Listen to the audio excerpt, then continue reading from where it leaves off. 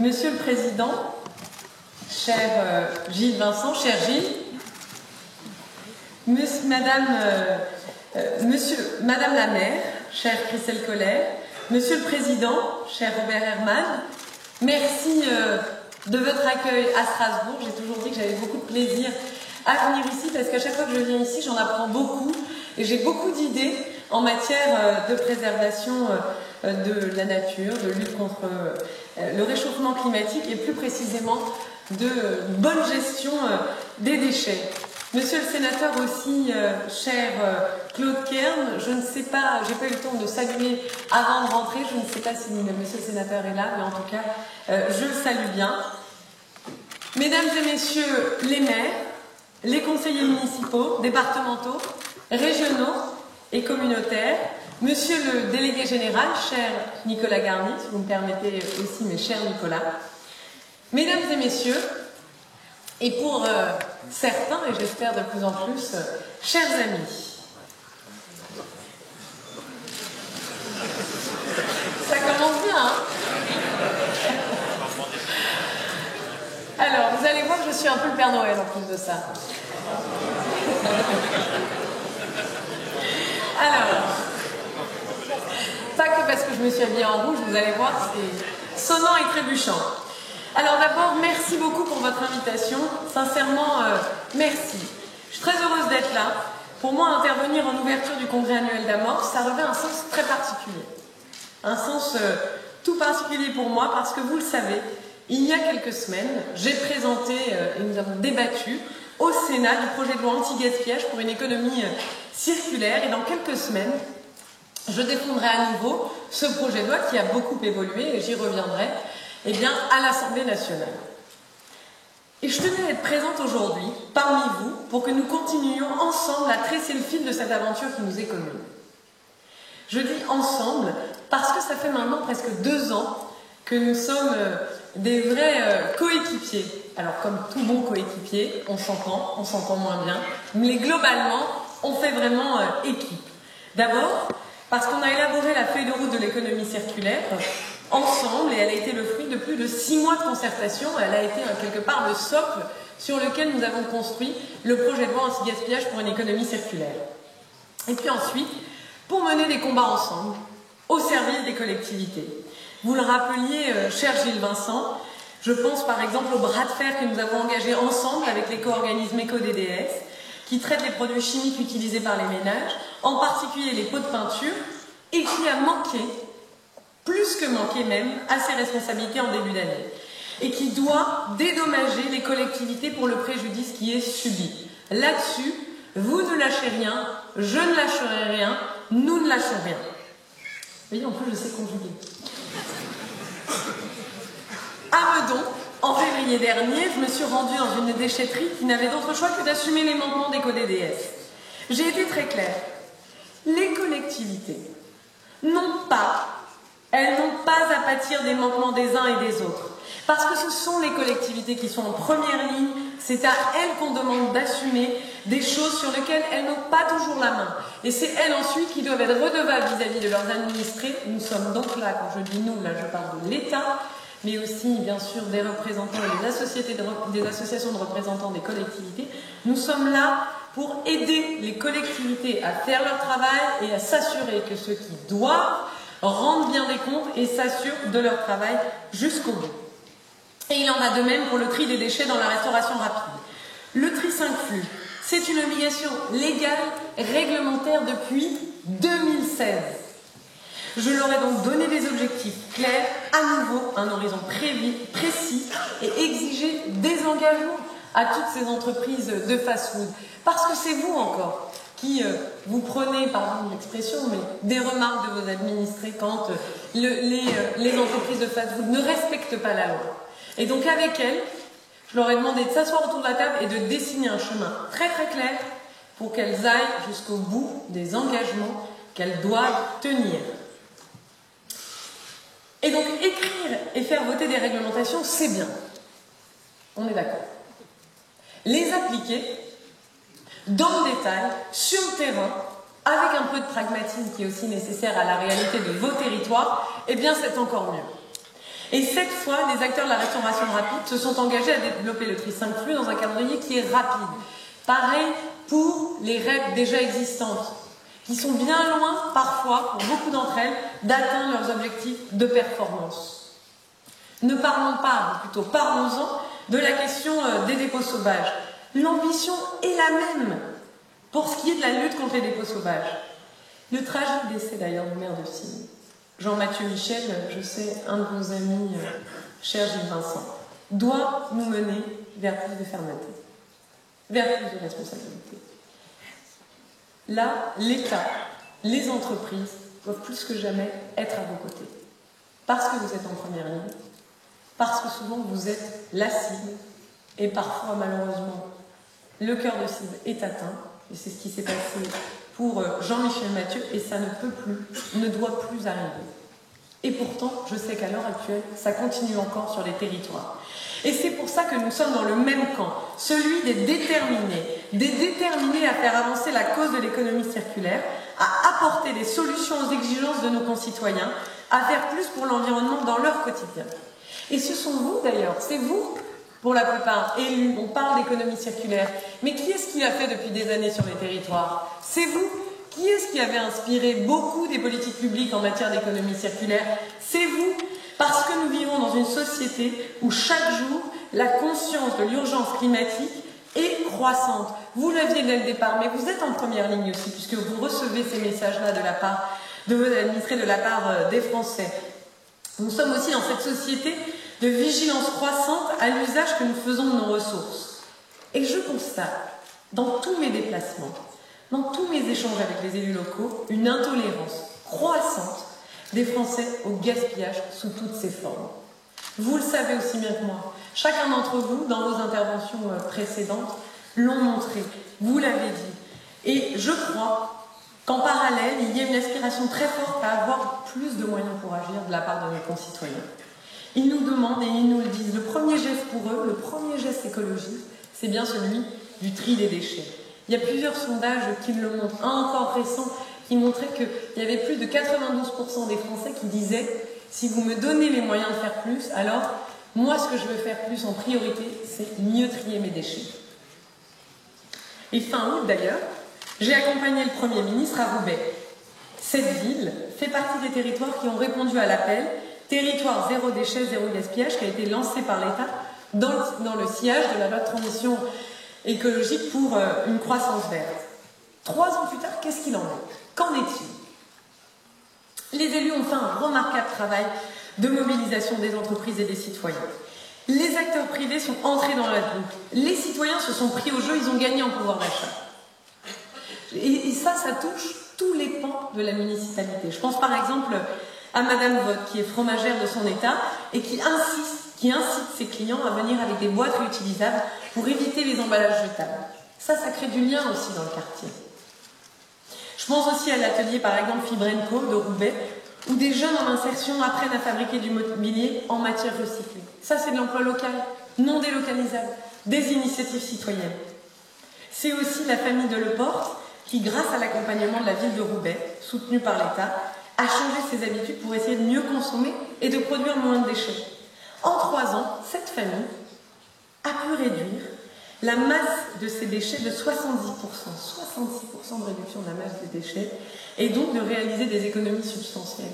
Et nous, on a parlé à cette mère de famille avec le Premier ministre, et elle nous a dit, moi, le zéro déchet, ça m'a permis non seulement de gagner en pouvoir d'achat, mais en plus en qualité de vie. Parce que maintenant, j'ai plus de temps à consacrer à ma famille, à mes voisins. Et donc, ça crée aussi du lien social, ça redonne du sens dans une société. Mais tout ça, vous le savez bien mieux que moi, puisque vous êtes en première ligne, puisque c'est ce type de projet que vous vous attachez à développer sur les territoires depuis longtemps. Et c'est pour ça que l'État doit être à vos côtés, pour vous soutenir, pour vous aider, pour vous écouter. C'est ce que nous avons fait avec Amorce pendant de très longtemps. Et c'est d'ailleurs pour cette raison-là que, vous le verrez, je vais continuer à le détailler, le projet de loi anti-gaspillage pour une économie circulaire, elle est vraiment faite et beaucoup construite avec les propositions d'Amorce. L'économie circulaire, c'est un levier puissant, très concret, capable de réconcilier le social, le développement économique, la protection de l'environnement. Maintenant, on sait que ces transformations sont bénéfiques, on doit accélérer. Vous le savez aussi bien que moi. Les citoyens nous le demandent. Alors, il y a 15 jours, j'ai eu l'occasion de m'exprimer aux Assises des déchets. J'ai présenté très clairement mes convictions, les grands objectifs aussi du projet de loi du gouvernement. J'ai rappelé le cheminement qui a conduit à proposer un projet de consigne sur les emballages de boissons et la méthode de concertation qui d'ailleurs se poursuit. Et je voudrais d'ailleurs en profiter pour vous remercier tous pour vos contributions. Je sais que sur ce sujet, on n'est pas encore sur la même ligne. Mais, parce qu'il y a un mais je crois aux vertus du dialogue, à celui de l'intelligence collective sur un sujet qui est aussi complexe. D'autant qu'on a tous le même objectif environnemental. Éliminer les 200 millions de bouteilles qui se retrouvent encore dans la nature chaque année en France et pousser les performances de collecte des emballages jusqu'à l'excellence, au-delà de 90%. Vous le savez tous, vous êtes en première ligne. Vous savez que la consommation nomade hors foyer, elle se développe. Et que c'est un fléau pour vous. Que ça vous coûte cher. Qu'en plus de ça, les consommateurs, les citoyens plutôt, sont pas contents. Donc on doit trouver des solutions. Des solutions qui sont pragmatiques et qui visent à défendre, à renforcer, mais aussi à faire évoluer le système public de gestion des déchets en France. Et ma conviction, c'est que les consignes, c'est un outil qui est efficace pour atteindre cette cible dans un contexte où on est bien obligé d'admettre qu'il existe une très forte disparité. Une très forte disparité dans les performances de collecte des collectivités. Il y en a qui sont très allantes. Il y en a qui sont déjà à des résultats de collecte de près de 80%. Bien sûr. Et qui y sont en plus depuis plusieurs années. Qui font un travail remarquable. Il y en a d'autres qui sont très en retard.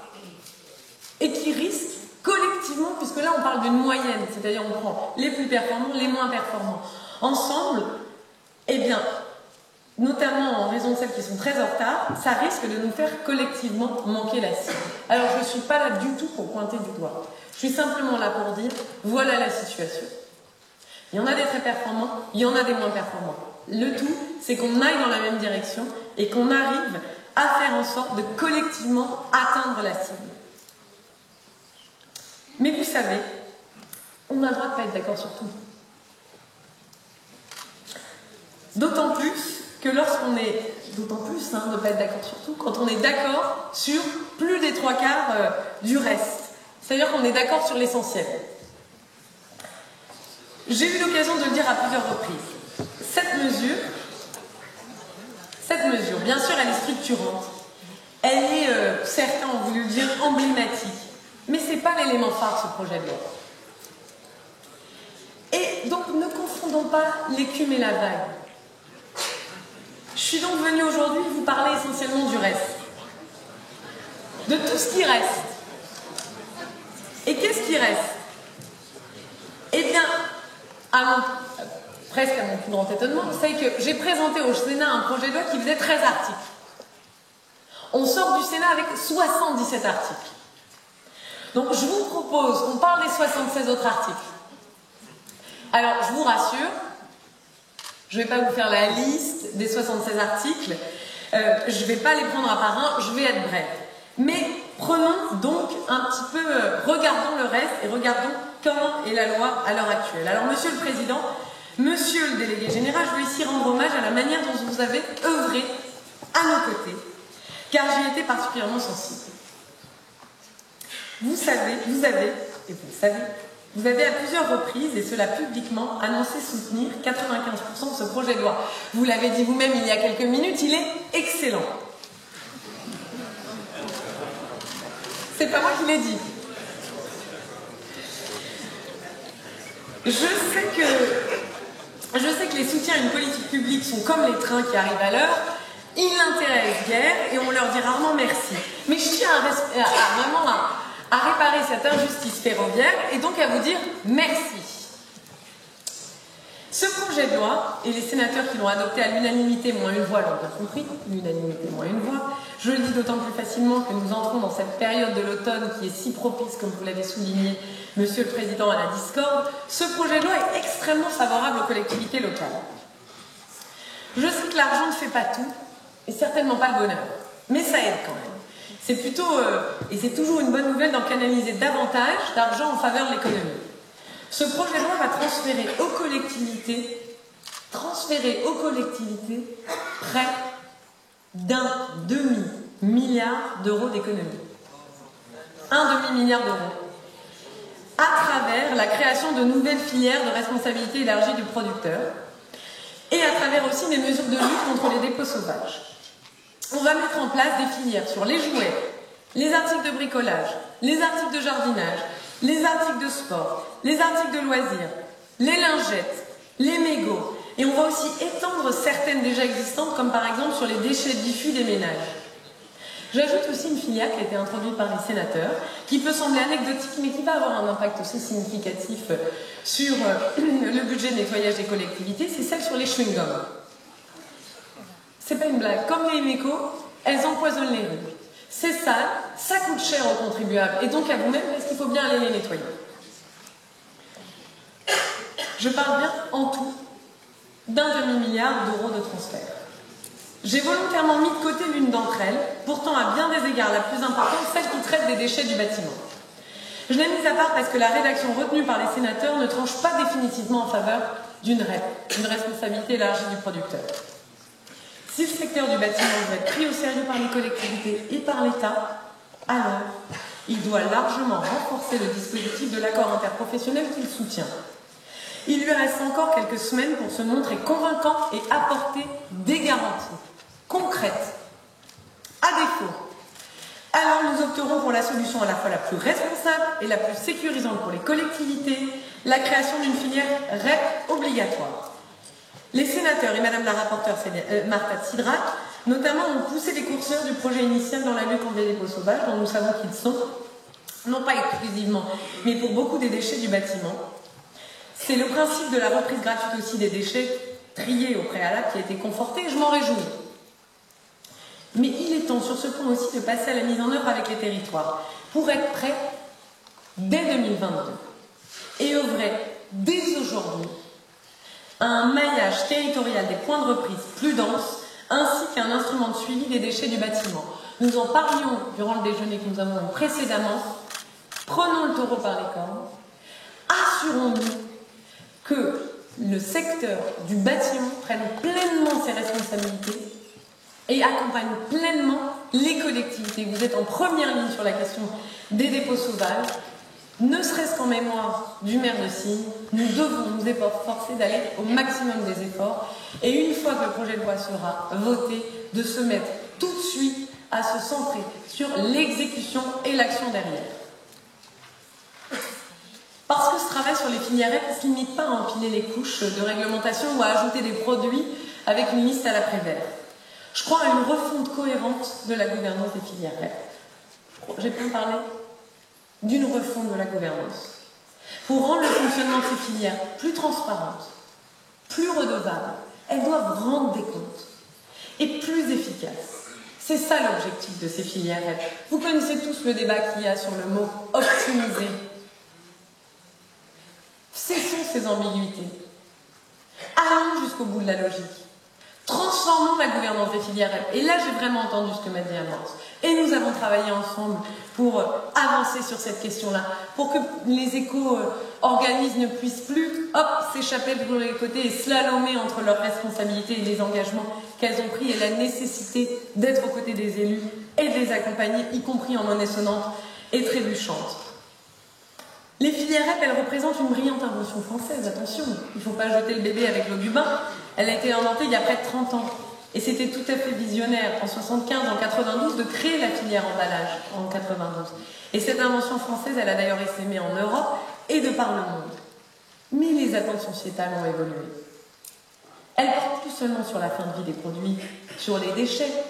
Elle porte aussi, comme vous l'avez souligné, elle porte aussi sur l'amont, c'est-à-dire sur l'éco-conception, sur l'impact environnemental tout au long du cycle de vie des produits, sur la durabilité des produits. Et donc, au XXIe siècle, si ces filières doivent devenir une des courroies de transmission de la transition vers l'économie circulaire, elles ne peuvent pas être des boîtes noires. Pas être des boîtes noires pour les collectivités, et pas non plus pour l'État.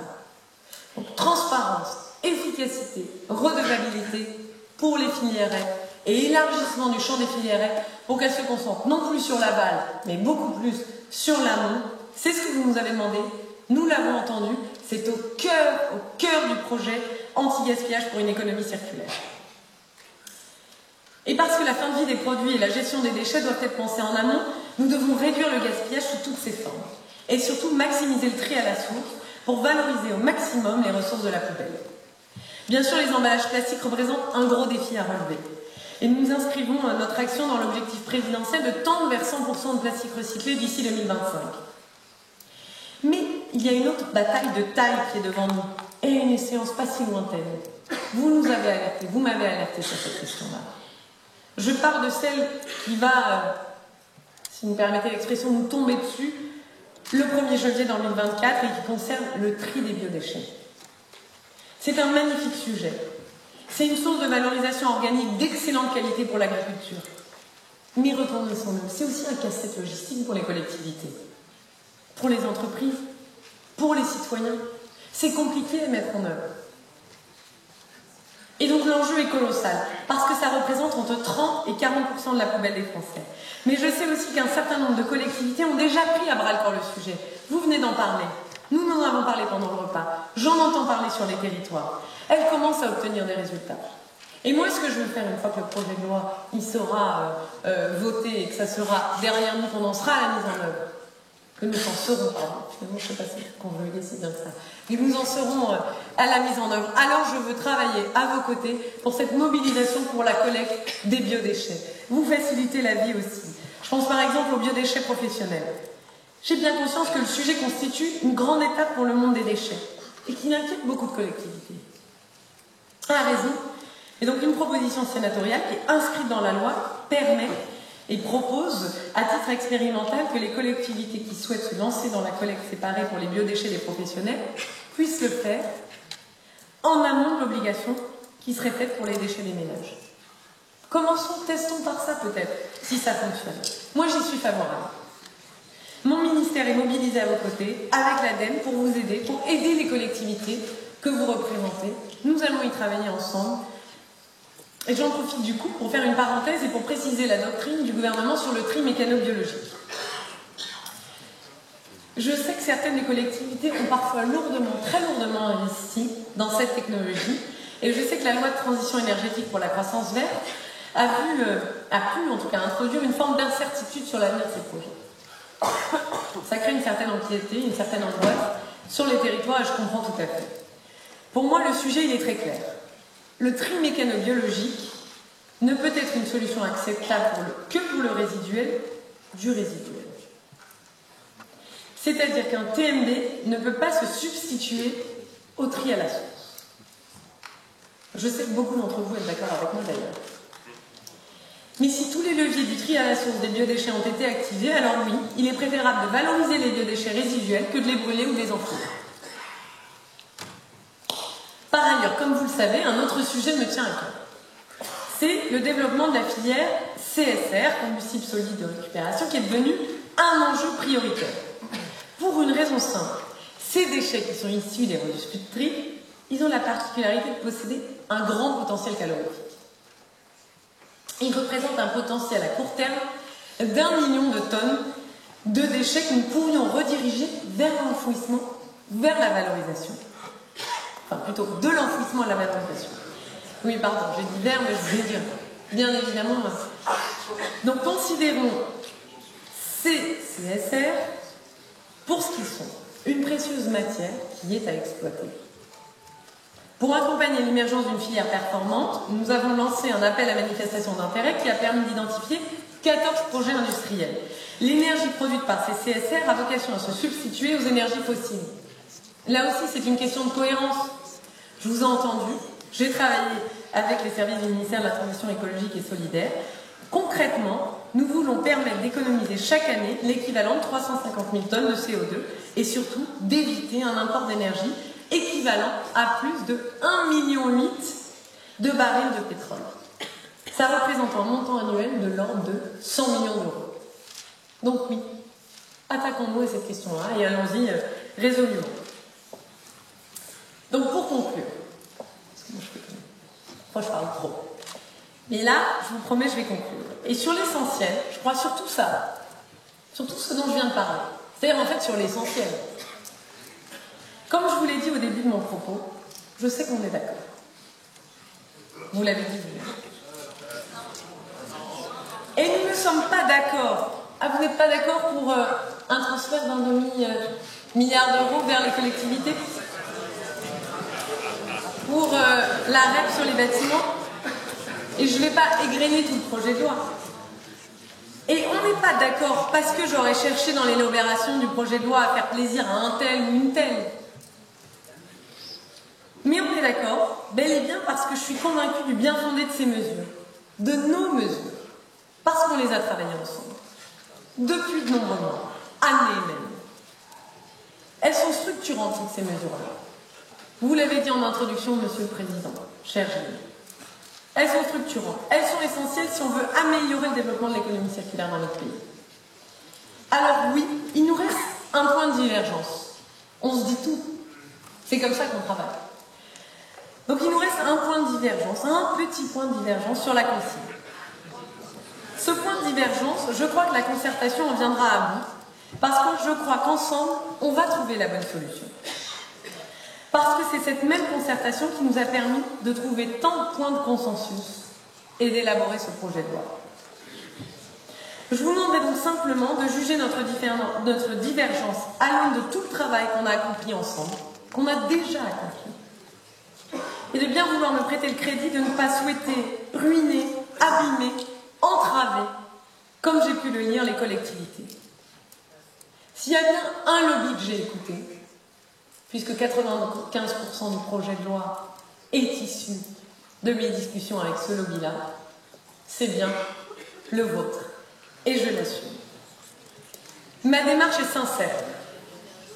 Elle vise à soutenir, elle vise à protéger, elle vise à préserver, elle vise à donner les moyens de renforcer, de rendre plus grand encore ce qui fait en grande partie la fierté de la France, et je le sais parce que des pays du monde entier viennent voir comment nous gérons nos déchets ici en France, qui est le service public de gestion des déchets.